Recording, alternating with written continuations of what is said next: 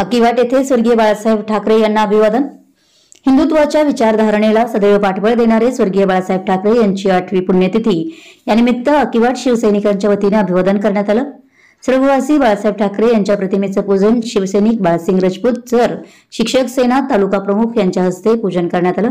यावेळी उपस्थित रावसो नाईक, मान्य संचालक दत्त साखर कारखाना निलेश तवनकर, युवा सेना तालुका प्रमुख अपासो म्हैसाळे, उपसरपंच पिंटू हेरवाडे, माजी उपसरपंच व शाखा प्रमुख अमोल माने, शीतल इंगळे सर, अण्णासाहेब वळवाडे, उत्तम लाटवडे, राजेंद्र पिंपळे, ॲडव्होकेट राजू कुंभार, कुमार मिठारे, शिवसेनेचे उदय राजपूत, अमीर तहसीलदार, दादा राजपूत, सचिन मिठारे, बाळासो उमाजे, अभि चंदुरे, शंकर खटावकर, अजित कुमार, मनोहर चौगुले यांच्यासह सर्व शिवसैनिक व महाविकास आघाडीचे कार्यकर्ते उपस्थित होते।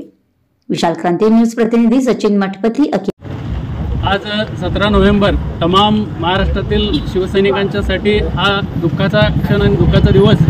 बाळासाहेब 17 नोव्हेंबरला आपल्यातून निघून गेले आणि तेव्हापासून तमाम शिवसैनिक पोरके झाले, परंतु त्यांच्या स्मृतिदिनानिमित्त त्यांच्या दिलेल्या विचाराचा वारसा पुढे घेऊन तमाम शिवसैनिक जात आहेत।